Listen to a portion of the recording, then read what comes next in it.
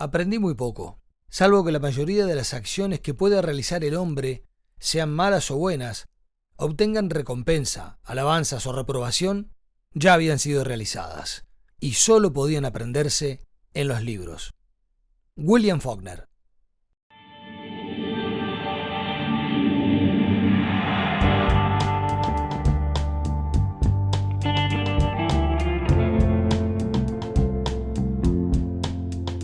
La Tierra Dividida.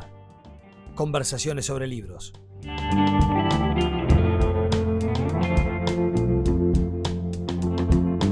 Un podcast de Mauro Tomasini y Sergio Requel. ¡Qué calor!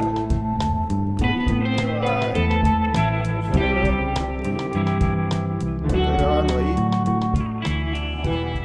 Pues, ¿qué hacemos? ¿Cómo andamos? ¿Con calor? Con calor. Insoportable este fin de año. No sé qué pasó hoy. Todos los veranos son distintos. Sí. Todos los veranos son distintos y bueno, ¿qué vamos a hacer? Especialmente además, ha tenido como muchos días seguidos de calor, entonces eso hace que se haga más agobiante, ¿no? La verdad Así que que bueno, ¿cómo ha estado todo? Hoy estamos en el último podcast del año. ¿Qué me contaron? ¿Qué número? ¿18 hoy? ¿19? 18. ¿Qué la parió? 18. Casi la mayoría. Teníamos un proyecto de 20 y salieron 18. Bueno, algunas cosas se nos desajustaron a mitad de camino. Pero mejor que cualquier tipo de planificación, Sí. O sea. Increíble. Estaba pensando que, digamos, 72 libros recomendados van a ser hoy, Sí. junto Con otros más que no recomendamos en sí mismos, pero hablamos, sí, ¿no? y hemos hablado, es verdad. Pero hoy culminamos con 72 libros leídos, al menos en esta etapa, para poder recomendar, porque a pesar de que algunos podían haber sido, o al menos en lo personal, pude haberlos leído antes, volví a leerlos con el hecho de refrescar un poco la memoria para... Sí. Así que... Y además que las lecturas estamos sobrados. son distintas, ¿no? Digo, uno es porque no tiene el tiempo, pero la verdad que si le iría de vuelta ahora con todo lo que leyó de algunos autores, evidentemente le encontraríamos otras cosas, ¿no? Sí, es verdad. Deberíamos plantearnos que el año que viene, porque va a haber temporada 2. Va a haber temporada, ya lo podemos anunciar. Ya porque, podemos ¿viste? anunciar que va a haber temporada 2. Podríamos repasar algún clásico. Sí. No, y con además, una lectura y una mirada de los 50 de ahora, ¿no? Exactamente. No, y además que ahora en la etapa de producción, porque ya estamos en la etapa de preproducción en enero, Sí. tenemos que pensar como 2 o 3 o 4 momentos de temas o especiales, porque el tema de este descanso es que no podemos leer libros grandes. Claro. Yo tengo varios libros grandes que de 1000 páginas, 1500 que no llego. Entonces, además de eso, pensar cosas como para ir varias además, lecturas para llegar a un momento, un día, un podcast y hacer, ¿no? Sí, además lo que nos ha pasado es que esto que decís es la lectura de muchas páginas, al hacerlo cada 15 días, y si un libro chico no te engancha, es mucho más fácil poder releer uno más corto, quiero decir chico, me refiero a corto, Sí. Para poder reseñarlos. Además tenemos esa costumbre, digo, cualquiera de los dos habrán visto que reseñamos libros que nos gustan. Claro. En general no reseñamos libros que no sé, nos parece que hay demasiada crítica ya como para sumar una más de pronto el libro que no aportan, y creo que no aportaríamos tampoco diciendo que el libro es malo, salvo que lo hiciéramos desde un punto de vista muy especial, que sea un libro sobrevalorado y que uno pueda leerlo y decir, bueno, a mí la verdad no me pareció por estos motivos, pero Sí. leer un libro cualquiera y no sé, sumarse a la playa de aquellos que van a decir que no es buen título. No, en general sí, nunca hicimos eso y no lo vamos a hacer. Que Ni con la revista lo hicimos. No, pero además yo tampoco, por ejemplo, yo en general para acordarme de las cosas que veo y leo, lo subo al Instagram, así me queda el archivo, después Sí. me lo, ¿no? Y en ese sentido, yo lo subo las películas o los libros que no me gustaron, directamente. Claro. Y es difícil, sí, dejar un libro cuando lo dejás, ¿no? Si no te gusta. Sí. Tenemos a nuestro favor que en general ahora se escribe poco, no en corto, poco, Sí. ¿no? Que se Sí. escribe poco. Sí, además porque creo que los tiempos, hoy una novela de 800 páginas es muy, muy difícil que pueda... Un libro de 200 páginas ya es difícil de encontrar, ¿eh? Sí. Es difícil. Salvo todos los libros que están recomendados para los adolescentes, viste que esos, o para los más jóvenes. Es cierto. Ahí por ahí estas sagas tienen 500, 600 páginas, pero claro, están totalmente dominadas por el diálogo o de fácil lectura. Sí, decir, claro. Sí. Respecto a eso, pero bueno, estamos terminando un lindo ciclo. Un lindo ciclo. 2025 que pudimos, a mí me ayudó a ordenarme un poco con la lectura. Sí. Debo reconocer,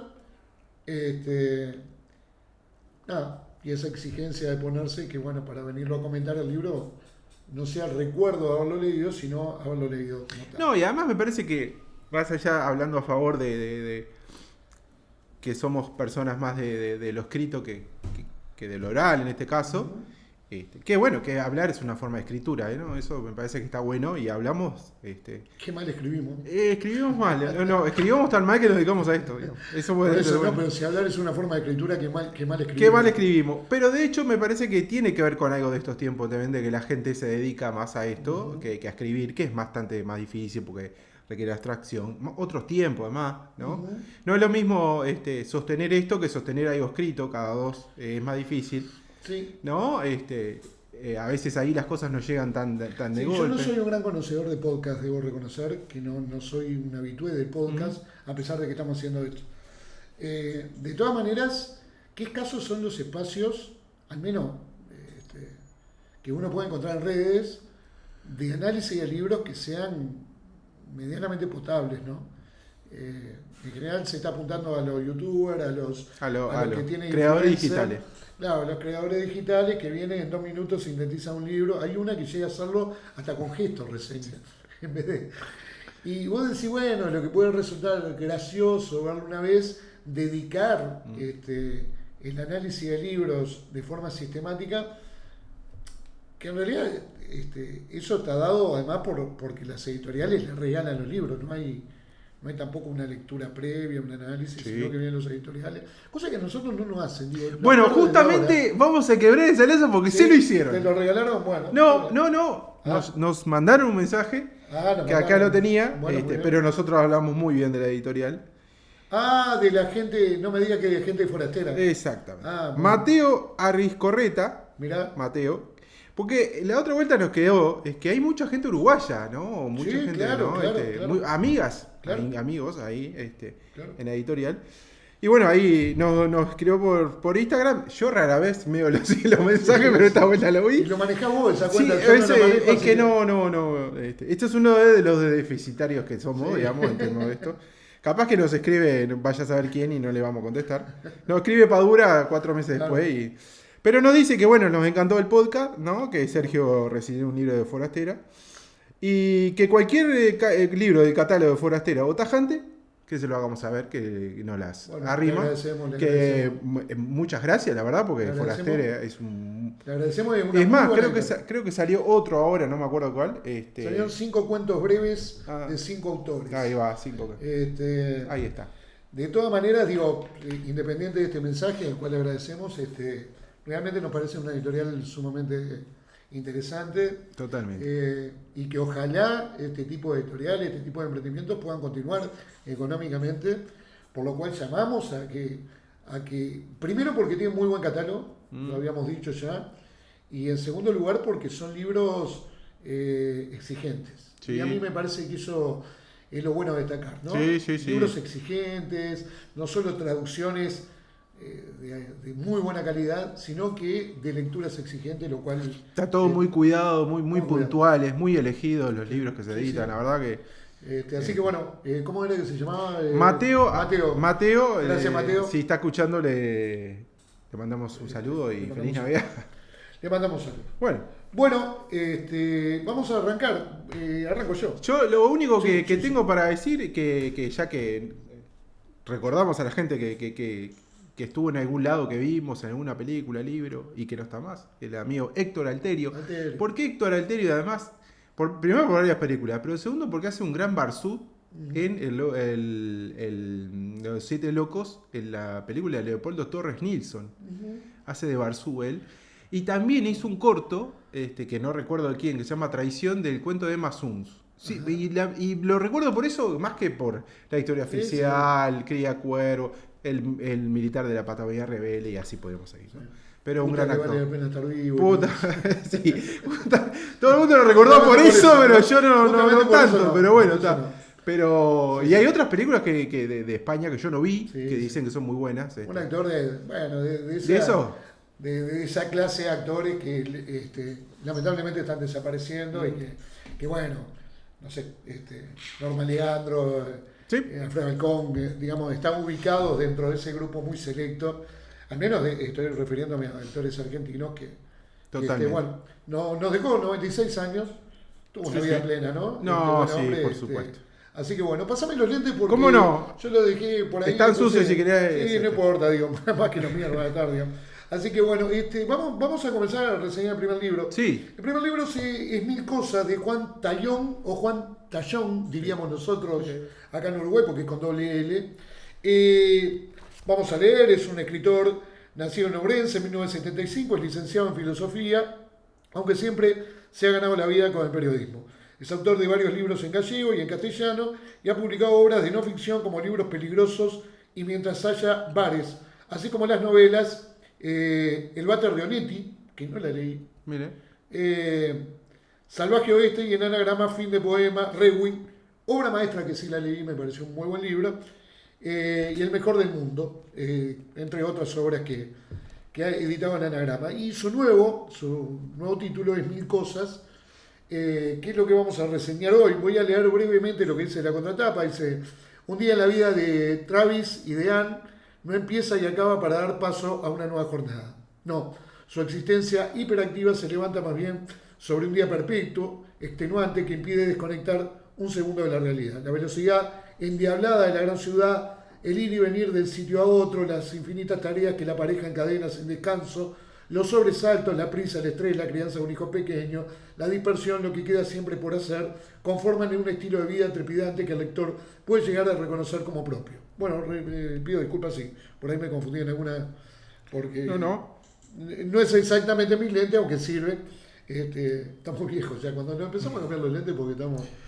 Bueno, a ver, más o menos ahí sintetiza la contratapa.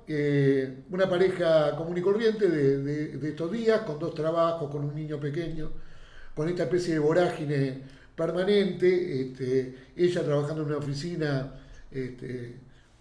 siendo telefonista o trabajando en la parte telefónica, él en una empresa donde ocupa un cargo jerárquico, es un subdirector. Y bueno, el día transcurre de forma bastante normal, los capítulos se alternan entre la narración de ella y la narración de él. No vamos a encontrar algo novedoso, está muy bien narrado, sí, me hizo acordar en cierto sentido, no por la temática, pero en cierto sentido, a las horas subterráneas de nuestra querida amiga Delfín de Vigan. Delfín de Vigan. Por esa alternancia, en el caso de Vigan eran dos personas que no se conocían, esta es una pareja, y vamos a encontrar una narración muy ágil, está muy bien escrito, es un día en la vida de estas dos personas, con sus problemáticas, sus incomunicaciones de pareja, el niño, la crianza de un pequeño, todo lo que tiene que ver lo que hemos pasado por ahí en los 40, la crianza de un pequeño. Y en un mundo que es absolutamente trepidante, que va a una velocidad que a veces nos cuesta muchísimo sostener. Ahora voy a decir una cosa, el final es excelente. Y el final, cuando me refiero al final, estoy hablando de la última media caricia. Porque sinceramente, cuando estamos llegando al final del libro, lo que nos parece que nada va a quedar en un discurrir de las horas hacia ninguna parte, de esta pareja, de estas dos personas, tiene un giro que es estupendo y que hace que te deje como descolocado totalmente. Yo creo que tiene un enorme mérito en estas épocas donde los finales abiertos son lo más común, donde los finales abiertos se confunden a veces con la falta absoluta de final. No digo porque una novela tenga que tenerla, pero sí porque causa un impacto importante, y en este caso, en el caso de Tallón, lo voy a llamar así, después lo vamos a etiquetar, capaz que que nos responde.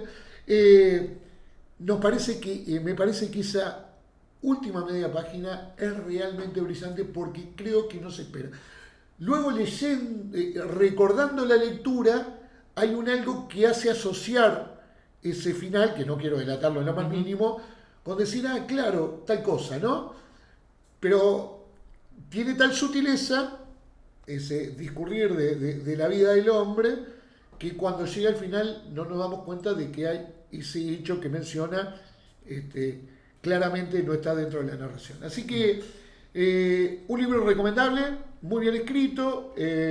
Si queremos leer la vida, una novela de actualidad absoluta, de una pareja en estas grandes urbes, incomunicadas, con silencios que expresan mucho más que las palabras en ocasiones, con vidas hasta paralelas, pero no porque haya una vida con otras personas paralelas, sino su propia existencia y sus propias preocupaciones, donde aparece ahí el acoso laboral, donde aparecen el miedo a perder el empleo, el miedo a qué sucedería si...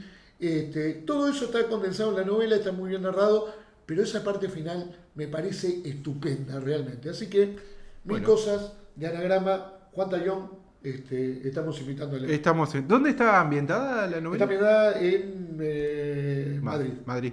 Sí, porque hay menciones, creo que hay menciones a Madrid. El nombre de alguna plaza, algún cruce de calles, y me da la sensación que en Madrid capaz que estoy equivocado. No, puede ser. Viste, hace poco tiempo que vivo acá en Madrid. Hace poco, sí. Como decía Dolina, con Nueva York.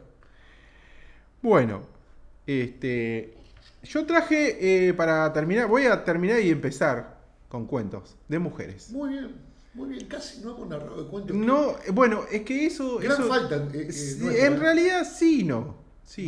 Creo que el cuento es difícil. La novela me parece que está haciendo lo mejor, y un tipo de novela, más bien, ya hablamos de autográfica, de la fragmentario, que es escribir con saltitos, ¿no? Más o menos.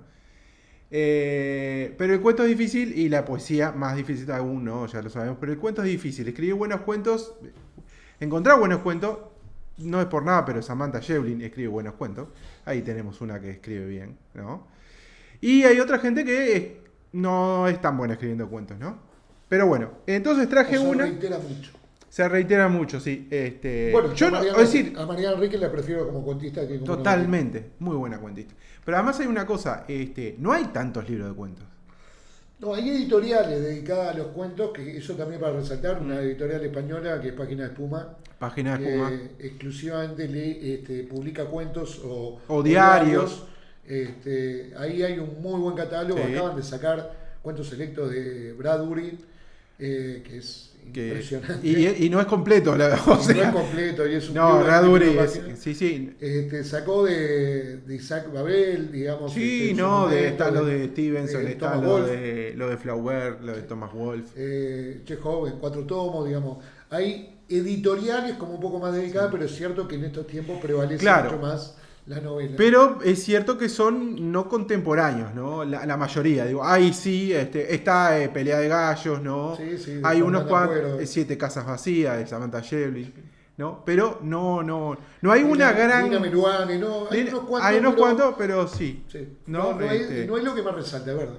Pero nosotros cometimos un error a lo largo de todo el año, que no fue reseñar casi libros de cuentos de muy buena calidad. Pero ahora vos no vas a... No, claro, pero aparte encontrar y que te gusten. Sí, claro. Porque el cuento es difícil. Y bueno, traje uno difícil. A ver, ¿por qué es difícil? Vamos a ver. Es Bárbara Bonillard, francesa, ¿no? Bárbara Bonillard, que yo no sabía que o sea, era esposa de un fotógrafo famoso y cineasta, Molinard. Yo lo conozco por las fotografías. Él hizo un libro sobre París de noche, París de calle, a la gente en situación de calle. Gente que era muy intensa, por decirlo de alguna manera. Hizo también otra de Versalles en noche, otro libro que está muy bueno. Y hizo una película que se llama Fantasmagórica, que la fui a ver, no sabía, de unos vampiros en el siglo XV. No, es absolutamente desquiciante, ¿no? O sea, Bueno, era él. Pero ¿qué pasa con Bárbara? Bárbara solo tiene un libro de cuentos y un libro editado. ¿Pero por qué tiene eso? Bárbara nació en la década del 40, muy amiga de Marguerite Duras, a la cual ella le hace el preámbulo y el epílogo al libro, que se llama Zozobra. Pero ¿por qué solo básicamente editó un solo libro? Ella mismo dice, los textos, a ver si lo encuentro por acá, dice Marguerite Duras que los cuentos que ella escribía y rompía sistemáticamente lo que escribía. Y estuvo ahí así, en una casa, en un bosque, viviendo sistemáticamente, rompiendo todo lo que escribía. Escribió cerca, aparentemente, de 16 libros y los rompió todos. ¿No? Los cuentos son de tono surrealista, pero muy surrealista. Son cuentos que no llevan absolutamente a nada. Ella dice, Marguerite Duras, Bárbara escribe y rompe lo que escribe, continúa redactando y otra persona, esa a la que desde hace unos meses llama su enemiga, reduce a trizas sus escritos. ¿No? Entonces, a mí me pareció súper atinado traerlo, primero porque son de una calidad los cuentos increíbles, muy bien escritos. Por supuesto, son surrealistas. Escaleras que no llegan a ningún lugar. Hombres sin cabezas que van a buscar pareja. El primer cuento es, digamos, el menos surrealista. Una señora que espera gente que llegue en un avión.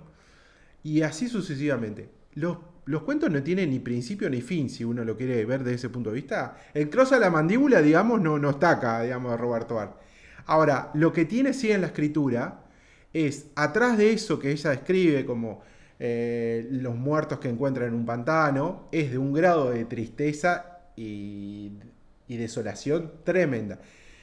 Yo traje acá una parte de un cuento que se llama justamente, es de un hombre sin cabeza que va a buscar una pareja, que dice, más o menos, si lo encuentro: mientras caminaba por un sendero bordeando de altas verjas, se maravillaba de que todos los animales que veía parecieran tan apacibles y tranquilos. Pero, ¿no acabarían también ellos transformándose de golpe en monstruos? Asustada, dominada por el pánico, corrió por el desierto del zoo. Con la respiración entrecortada se detuvo y mientras su mirada vagaba de un sitio a otro, tuvo la sensación de que ya había estado allí antes. Aún así, aquello había sido mucho, pero en mucho tiempo atrás, meses, años, tal vez. El sobrecogimiento le turbó el alma. Cuando más se adentraba en el zoológico, mayor era la zozobra. Se sentía oprimida, nerviosa. Pasó delante del elefante, el león y la pantera. Se detuvo ante el ciervo y la cierva, el cuervo y el zorro. Un día, el roble le dijo al junco: «Verte», de pequeña en un pupitre del colegio.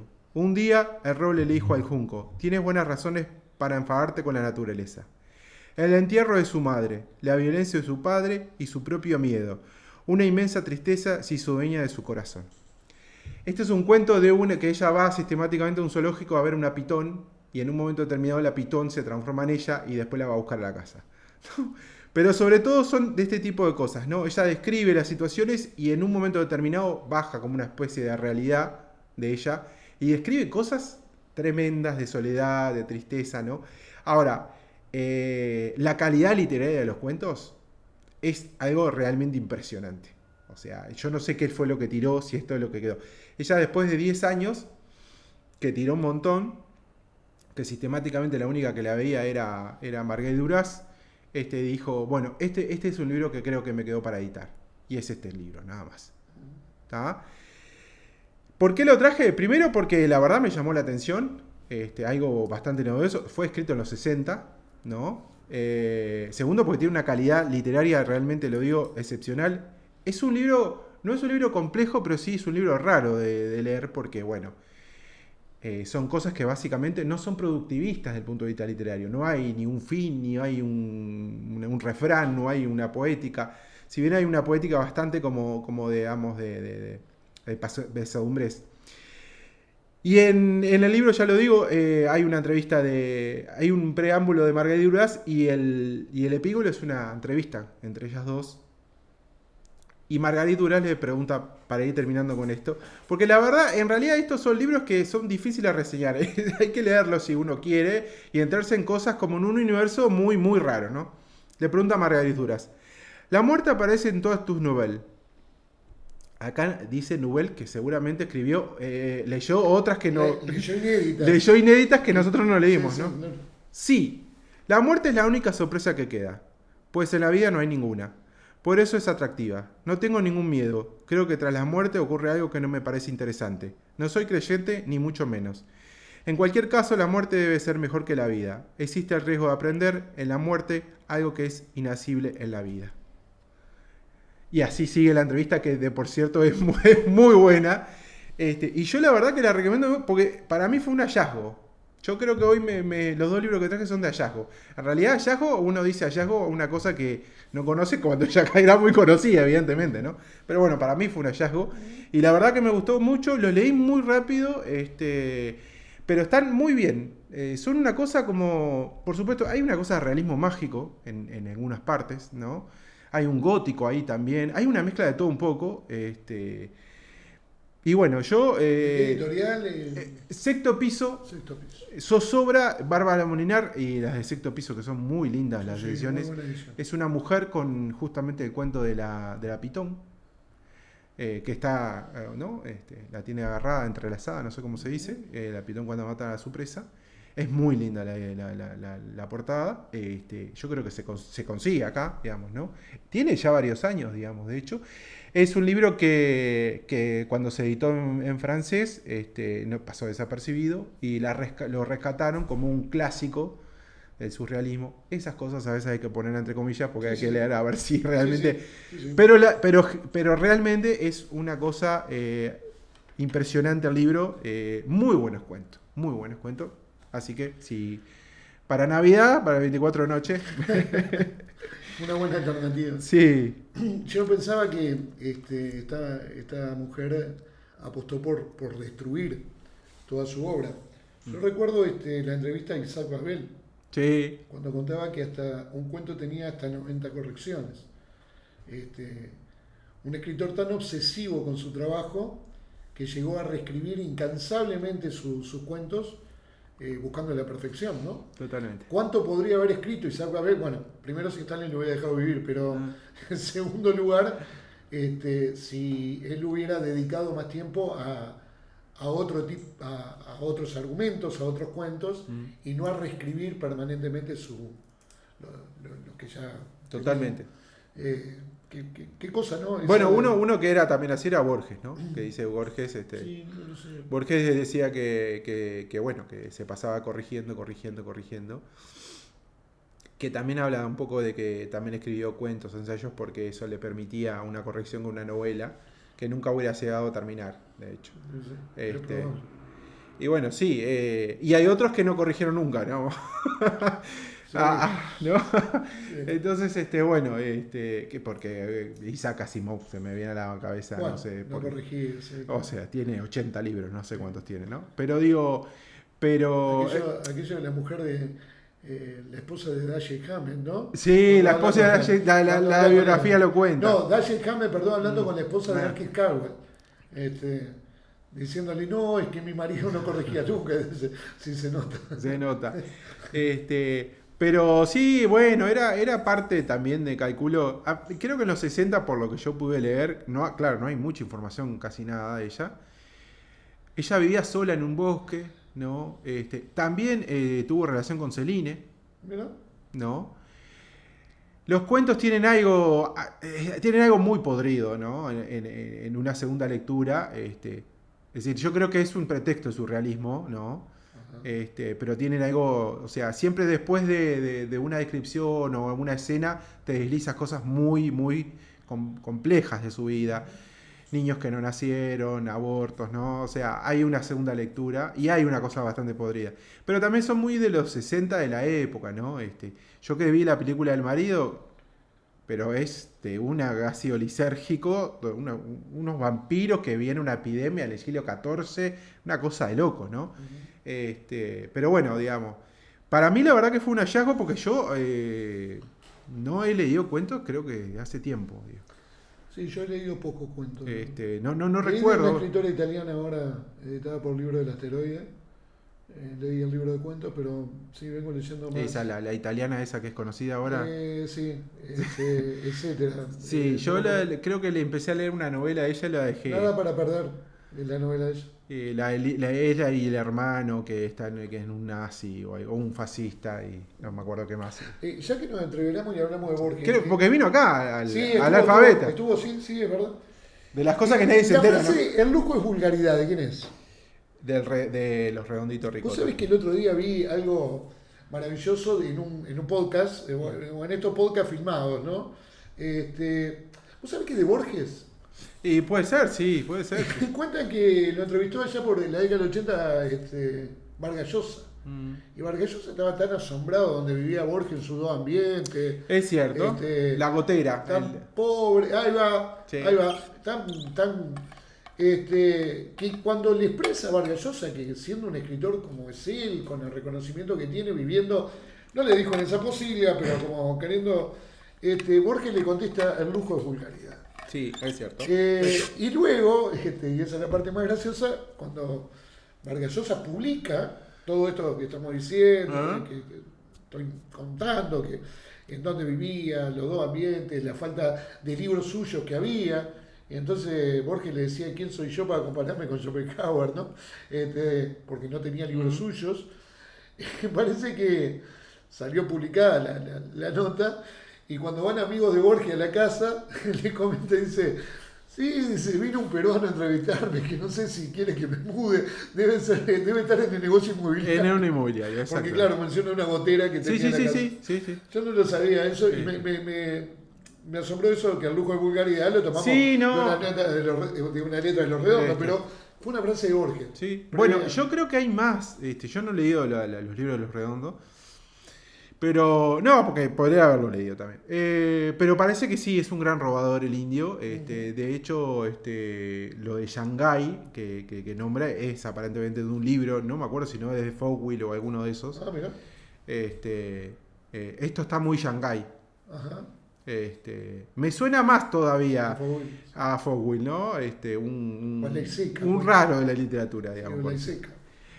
O Leiseca, no, bueno, sí, es un gran lector en una entrevista, la entrevista aquella de Vorterix, que le hace Pergolini, él es un gran lector de Leiseca, de Selva Almada, Sí, ya está en una etapa bastante mala él, ¿no? sí, está en una etapa Avanzado de Parkinson. muy avanzado el Parkinson. Pero sí, mirá. No, te lo comentaba. porque Esa y la incógnita, si es que le escribió la canción para Rabolini, va a quedar, ¿no? Claro. Y Rabolini dijo, y si vuelve, o sea, ojalá me lo hubiera escrito para mí, ¿no? Claro. Qué linda mujer, Karina Aureli. Solo para decir eso dije Sí, esto, ¿no? lo dijiste únicamente para Sí, claro. admirar su belleza. Y claro, porque, bueno, y las minitas aman los payasos, capaz que se la hizo para ella. Nunca se sabe. Nunca se sabe, ¿no? Pero bueno. Bueno, vamos a ¿qué reseñar tenés? el segundo libro. Viste que yo con las novelas distópicas, la verdad no me llevo mucho, porque creo que hablar de distopías hoy, en este mundo que nos toca vivir, creo que es la novela más fácil de hacer, ¿no? Alcanza todo. Sin embargo, Yo lo que tengo, el problema que tengo con la ciencia ficción, sí, ¿tá? Es que la ciencia ficción para mí tiene que tener reglas de determinado realismo. Así, no me fumo mucho que el que venga con la varita mágica y arregle todo. Harry Claro, Potter tiene que costar. O sea, yo creo que lo que pasa es que la literatura se está buscando como un lugar de redención al cual no es ese el lugar de la literatura. Por eso tantas novelas autobiografías que piensan que se van a curar de los traumas. después vamos a hacer... No, vos decís que porque tenemos vi que hacer. publicaste algo de María Moreno, que supongo que no es la que va a reseñar. No sino es. No. Bueno, pero viste, ahí tengo las cosas que no. ¿Te gustó? El último María Moreno me gustó mucho más que el anterior. A mí no me gustó nada. Y bueno, pero es María Moreno. Claro, por eso. Sí. Ella publica Sí, y, sí. digamos, a mí no me gustó. A No, mí me no gustó. creo absolutamente Y- necesario leer que en base a su enfermedad se esté masturbando. La verdad, me pareció tan innecesario como tan innecesario lo de Caparrós, Claro. hablando de estar acostado con Saer, digamos. Me parece que ya Claro, cuando pero lo que llegamos a pasa la es que María narración- Moreno por lo pronto siempre fue esto, ¿no? Sí, pero cuando llegamos a la narración Bueno, sí. aquel intimismo que me parece que no aporta absolutamente nada, y precisamente porque María Morena, lo digo, porque capaz que si fuera cualquier otro autor, Lo mataríamos. vos terminás diciendo, bueno, no lo leo más, pero María Moreno, que precisamente es una de las escritoras más destacadas, digo, argentinas, de una generación que ya está en extinción también, en Argentina quiero decir, me pareció que escribir sobre la enfermedad puede ser algo interesante como para poder abordar la psiquis de alguien que, bueno, de un día para el otro ya no es ella, o bueno, solo existe al lado derecho. Eso, digamos, por demás interesante. Pero ya cuando pasamos a otro escenario, quiero decir, de la narración, a mí me empieza a generar como cierto rechazo porque lo creo innecesario, no lo creo oportuno dentro de lo narrativo. Ni siquiera estoy hablando del hecho de la narración. No censurás el hecho. Claro, sino Sí. de estirar una narración basada a veces en cosas, porque los sueños, por ejemplo, que también tiene un grado de relatividad bastante grande, hay algunos sueños que no sé muy bien qué están haciendo dentro del libro de ella,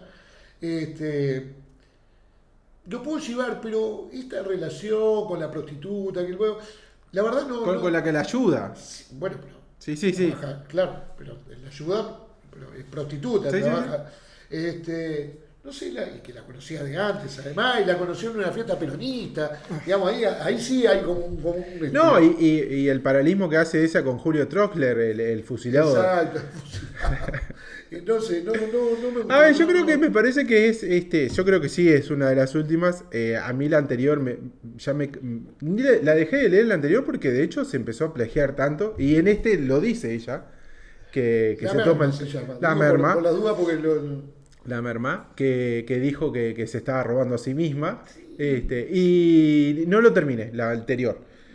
Y la verdad me pareció mucho mejor. Lo que pasa es que ese tipo de cosas, digo, por ejemplo, en Banco a la Sombra, cuando ella en el 2001 va a la marcha de las cosas y va inmediatamente a un sex shop a comprarse. Es decir, tiene ese tipo de cosas.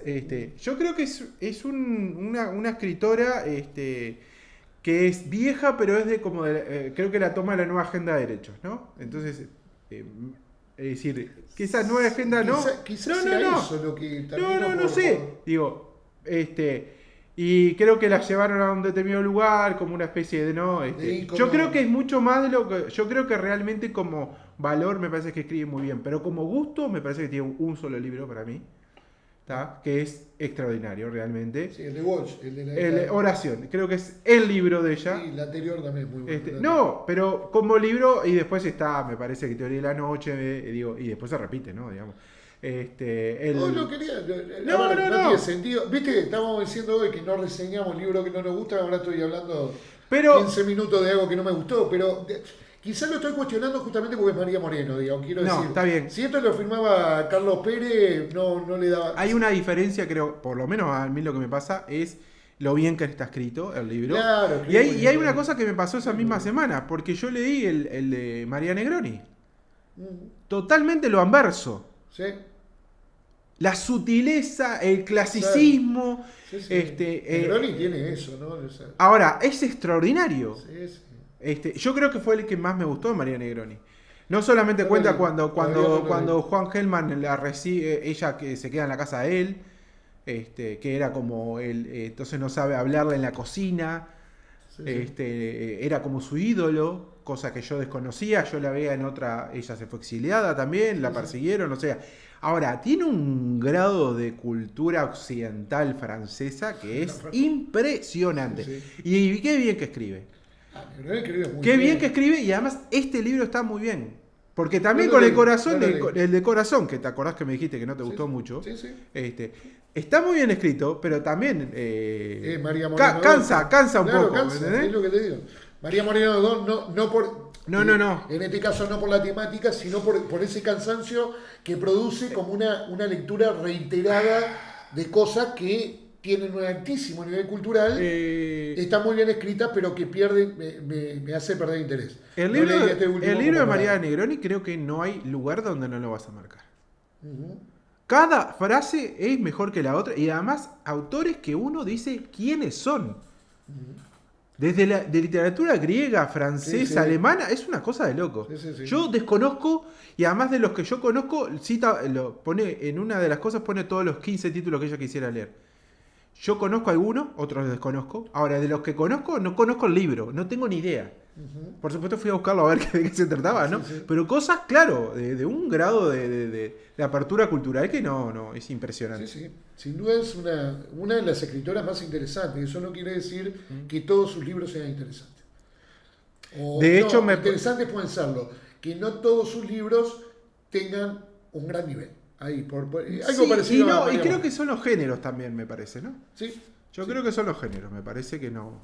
Bueno, vamos a meternos dentro de la ¿Cómo relación. no? Venimos bien en tiempo, pero quiero decir, a ver, Tiramos la casa por la ventana. tiramos la casa por la ventana, es el último del año, nos tenemos que permitir ciertas pasajes, sacar toda esta represión que teníamos de libros leídos que no quisimos comentar. Y empezamos a sacar.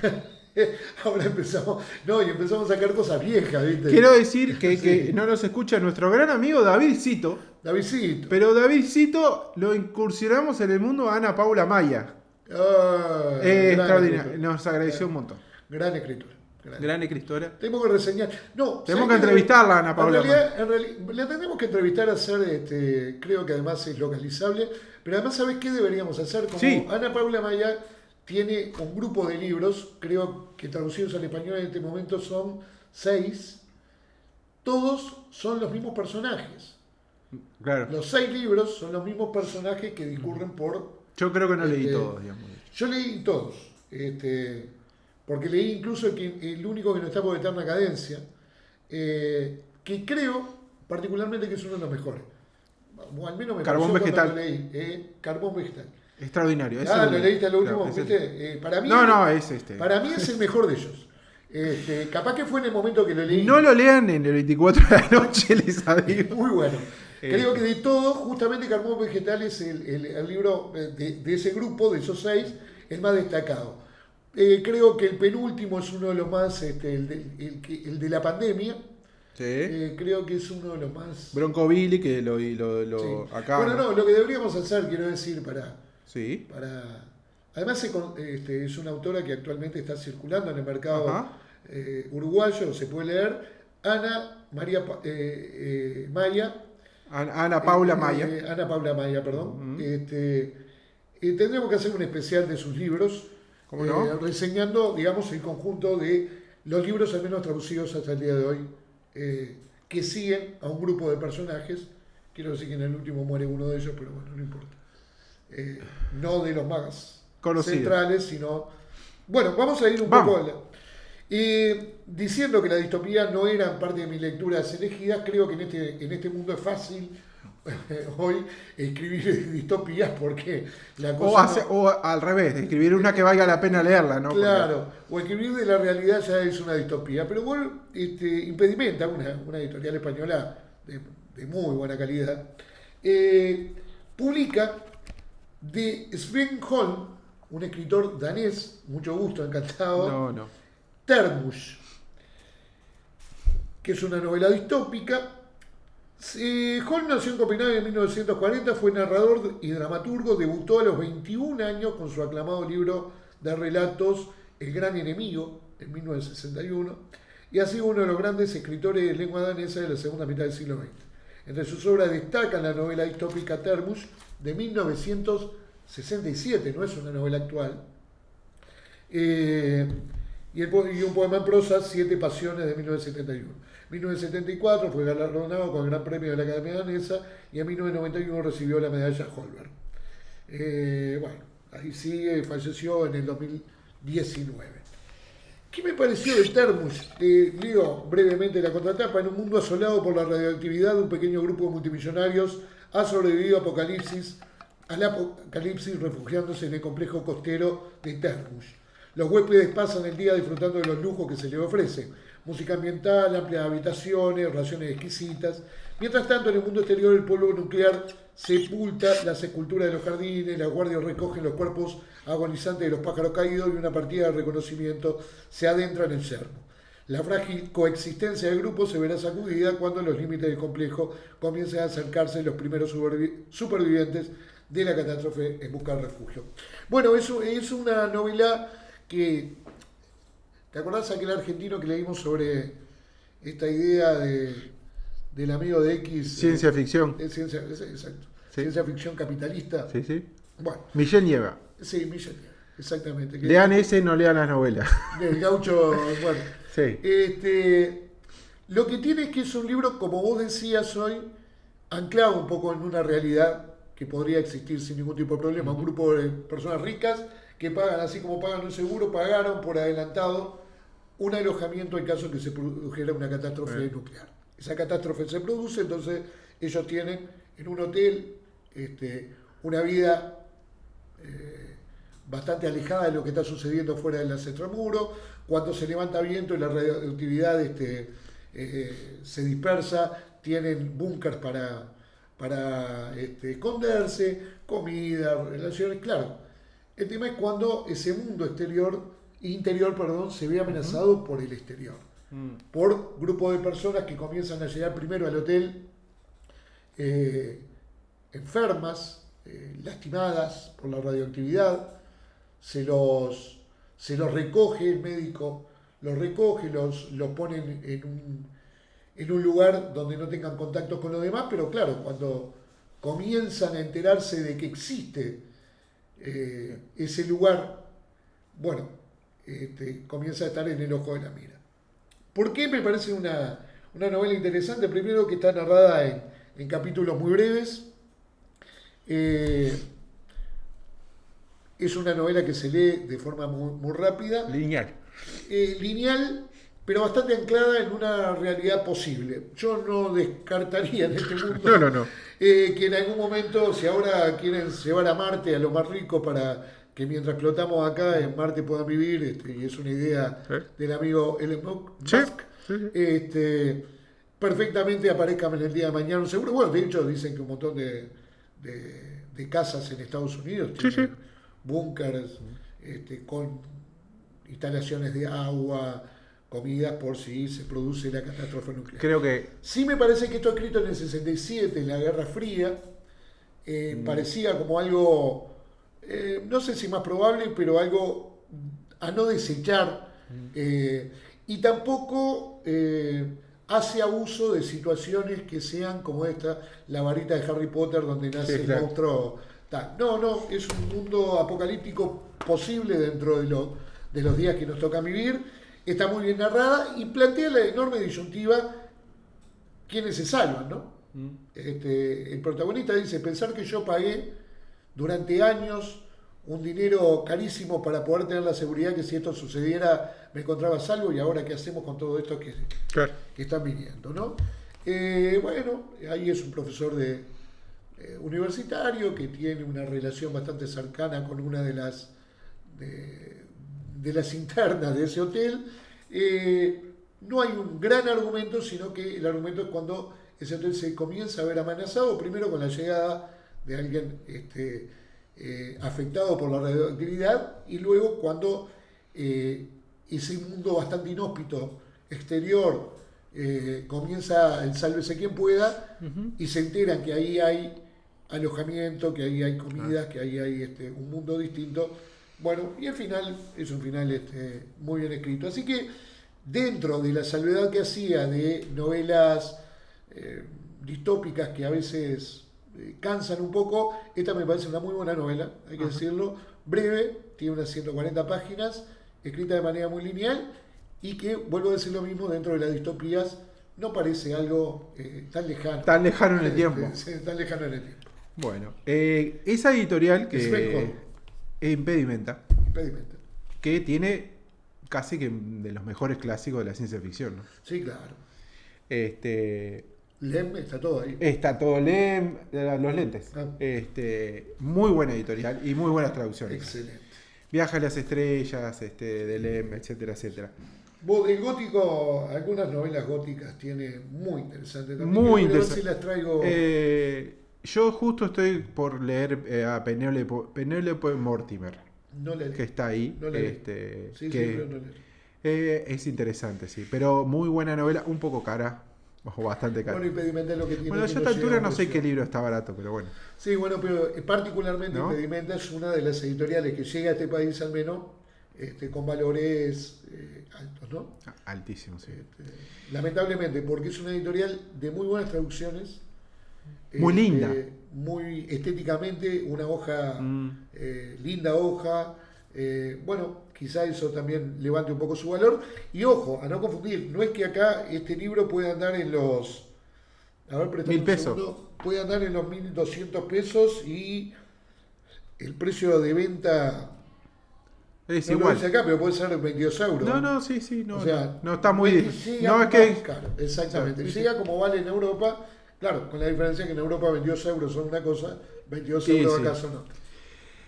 Para ir como adelantándonos al especial de Ana Paula ¿Cómo no? Maya, ¿Cómo no? dice Ana Paula, porque yo creo que anoté todas las frases de esa mujer ahí en Carbón Vegetal. Muy bueno. Creo que lo leí más o menos en un fin de semana o menos. Algo impactante. El planeta es mesurable y transitorio. Del mismo modo que se está acabando el espacio para almacenar residuos, empieza a faltar también para inhumar cadáveres. Dentro de unos decenios o un centenar de años habrá más cuerpos bajo tierra que sobre ella. Pisaremos a nuestros antepasados, vecinos, parientes y enemigos como se pisa la hierba seca, sin darle la menor importancia. El suelo y el agua estarán infestados de necrocromo, una sustancia tóxica que destilan los cuerpos en la descomposición. La muerte sigue generando muerte, se propaga sin cesar, aunque no la veamos. Justo lo traigo por el libro que dijiste ahora, ¿no? Que es obvio que el planeta es finito y se está acabando y la humanidad va a seguir existiendo, no sabemos dónde y no sabemos quiénes, ¿no? Eso está claro. Pero bueno, bueno, el otro hallazgo que tuve, pero capaz que, por eso yo digo hallazgo para mí, pero capaz que para otra gente no, es, a mí me habían, yo ayudo en una revista ahí en Argentina y habían hecho uno sobre literatura y cárcel y habían entrevistado gente ahí, no sé qué. Y entrevistaron a un muchacho que se llama Gilbert Mesa. Gilbert Mesa, yo no lo conocía, y colombiano. Y lo dejé. Muy buen escritor. Excelente escritor, excelente hallazgo. Leí 3 libros hasta ahora, no pude leer más. Sí, tiene una tetralogía sobre la ciudad. No es una tetralogía en realidad, son mismos personajes, pero no es una se pueden leer individuales. Está La Cuadra del 2016, Las Travesías 2021, que es sobre el conflicto armado. La Cuadra de la Ley. Aranjuez, que es de 2023, que es la relación del padre-hijo, ahí retoma el sexto distrito. Y Los Espantos de Mamá. Yo leí Las Travesías, Los Espantos de Mamá y La Cuadra. No leí Las Travesías. El Espanto de Mamá es de este año. Y si bien es cierto que yo no lo entendí como una tetralogía porque, digo, si bien es cierto que a veces son los mismos personajes, pero otros no, son como No, pero es una tetralogía de la ciudad, te iba a decir. Del distrito.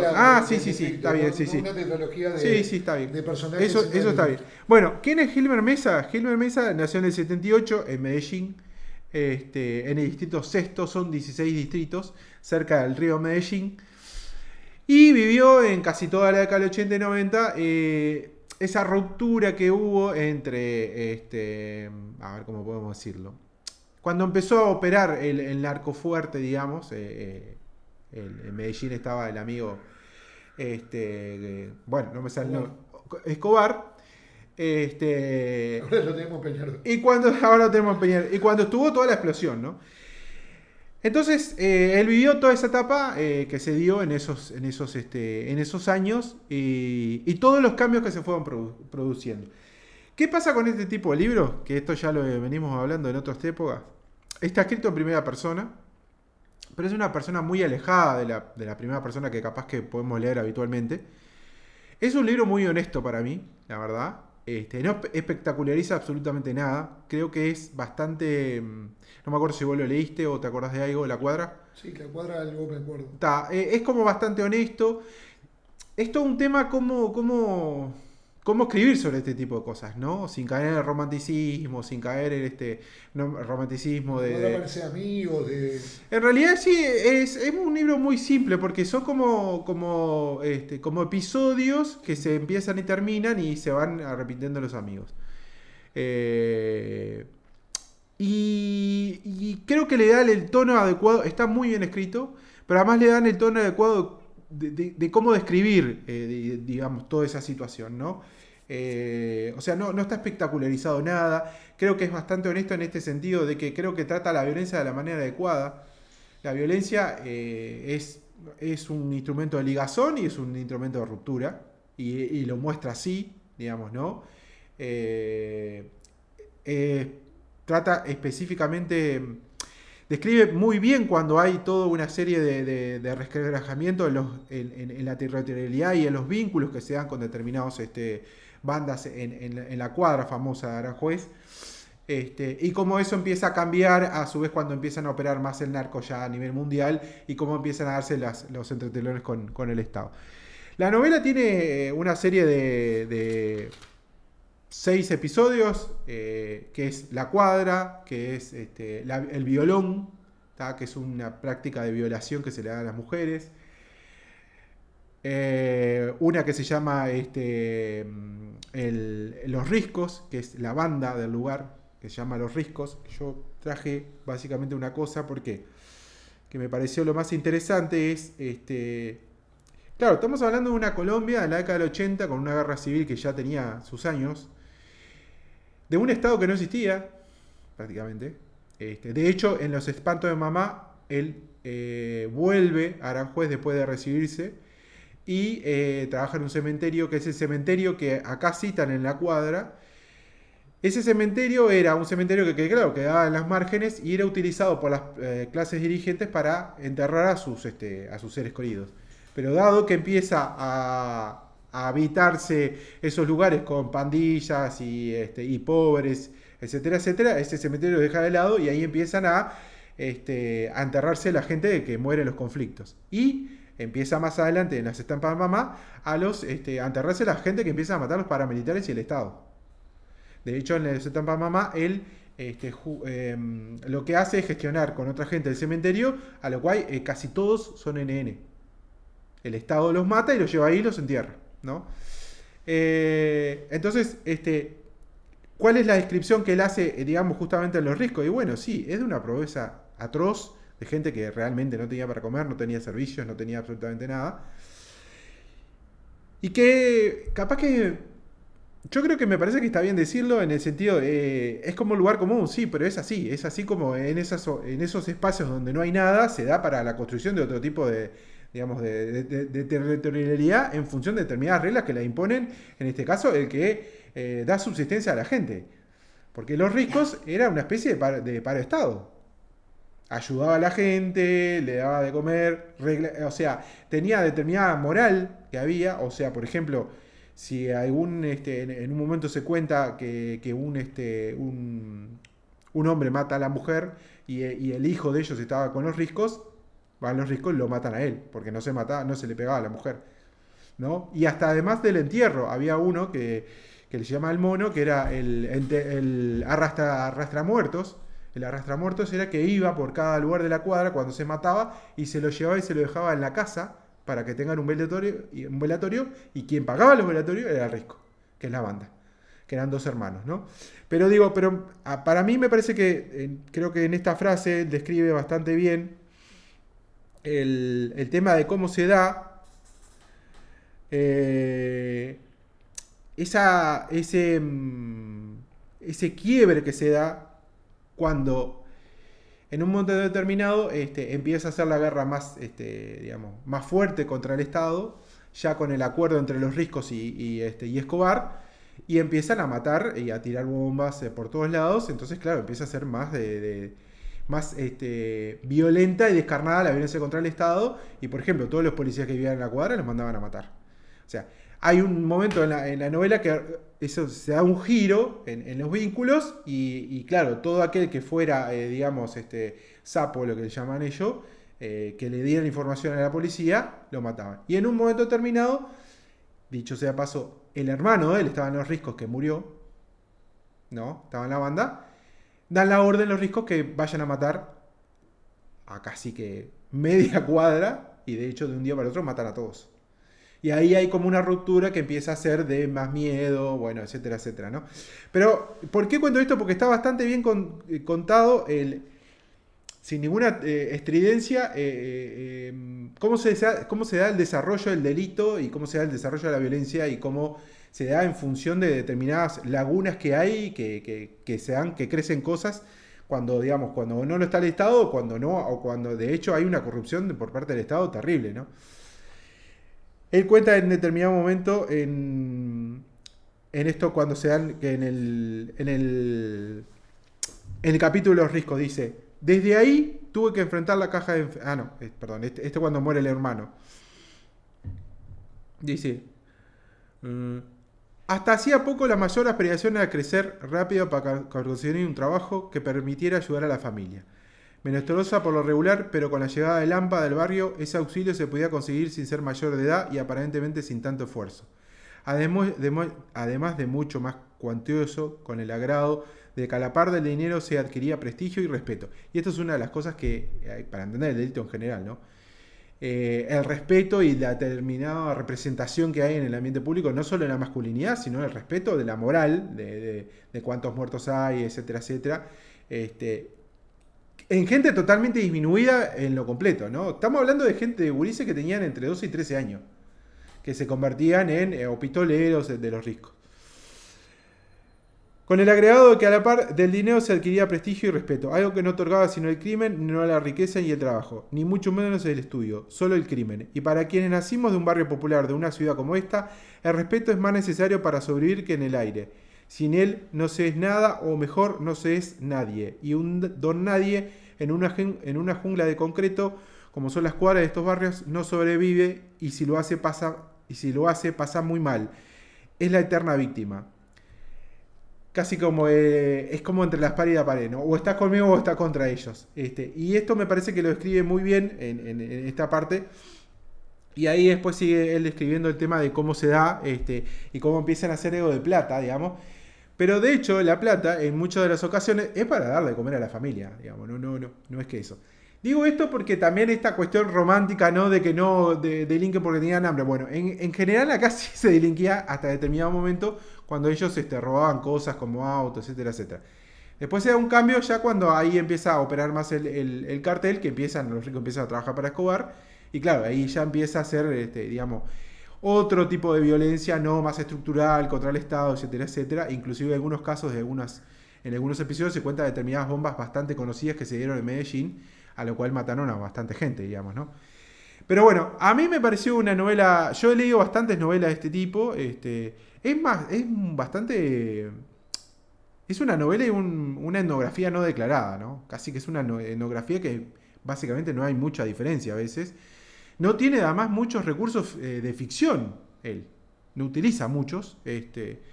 Digamos, uno podría leer comprando Crack en el Harlem, comparándolo con ese o con Los Pibes del Fondo, o de Patricia Rojas, o el de... ¿cómo es el de la villa no me está saliendo el nombre del que ganó Sí, el de Alarcón. El de Alarcón,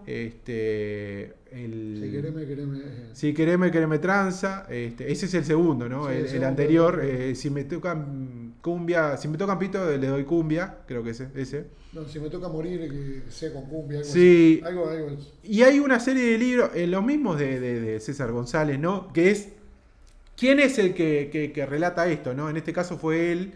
Él dice en unas entrevistas, y de hecho yo tengo un conocido, no es amigo, pero que lo entrevistó también para un blog que tiene, como nosotros, que él, que claro, estaba todo de qué persona escribir.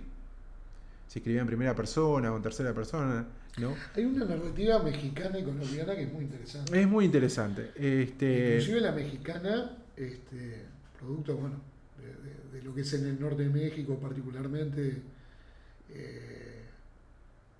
es muy interesante seguir. Uh-huh. Lo que pasa es que también terminás un poco agobiado, porque no es una temática que logre saltearse la inmediatez de lo que ocurre, quiero decir, ¿no? Sí, sí. El Marmesa a mí me parece que tiene recursos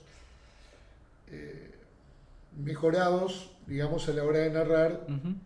pero eso no quita que no haya narradores mexicanos y otros No, colombianos, sí. inclusive te diría otros, peruanos.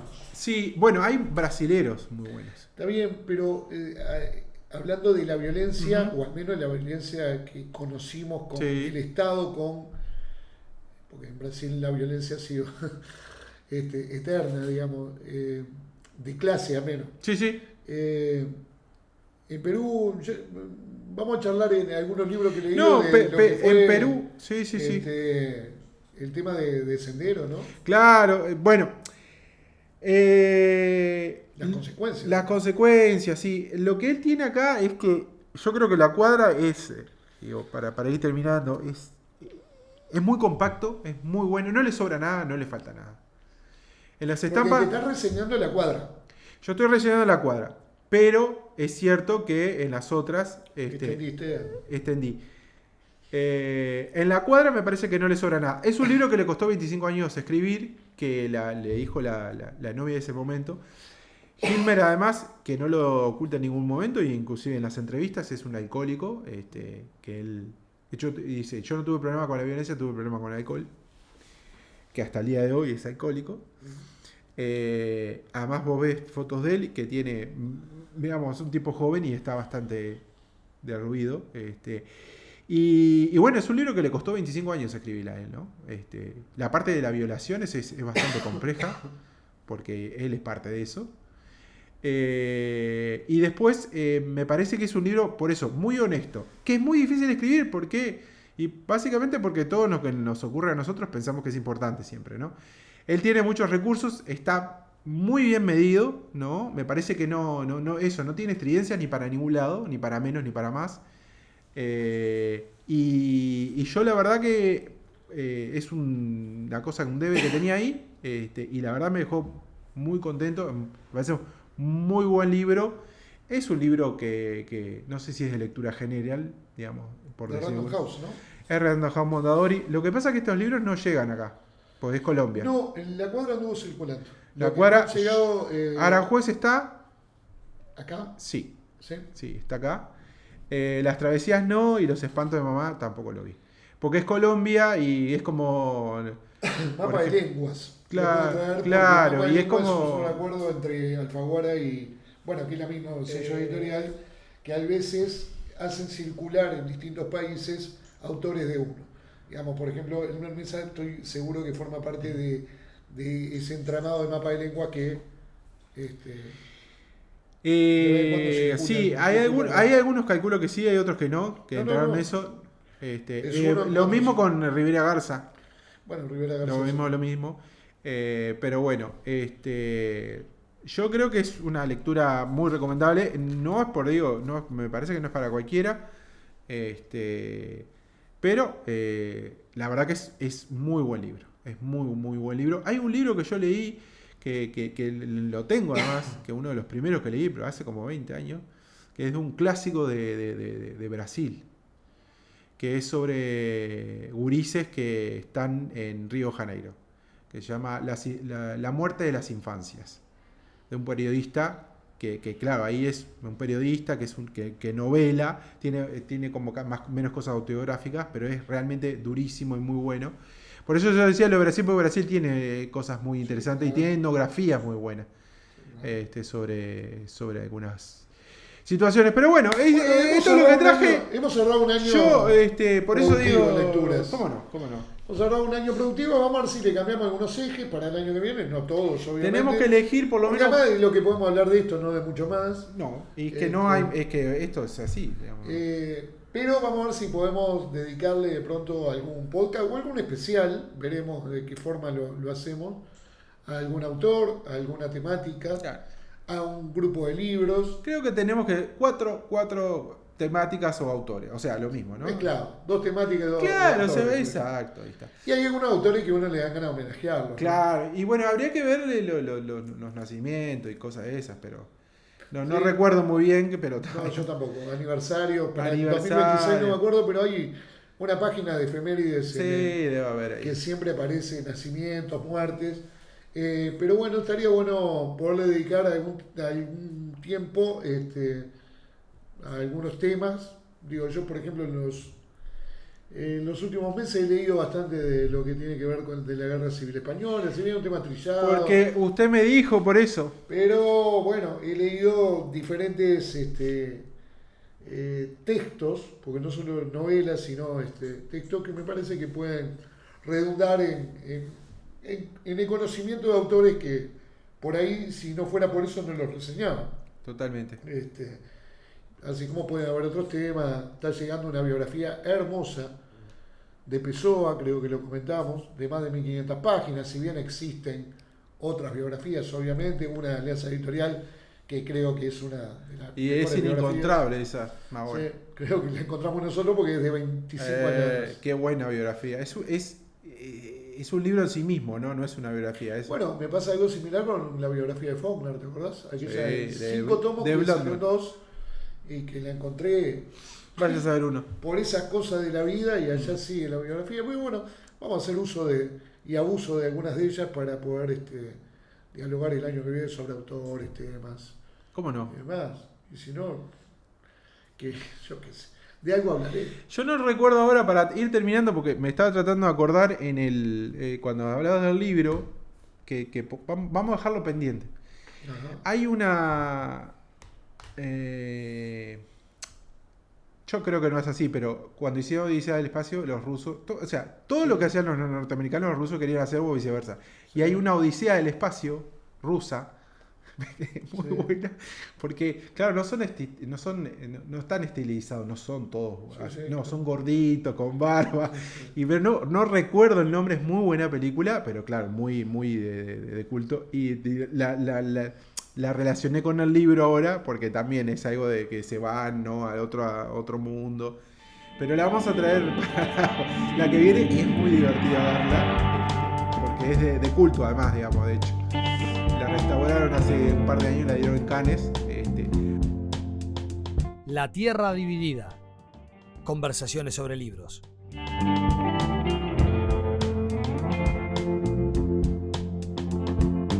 Un podcast de Mauro Tomasini y Sergio Requel.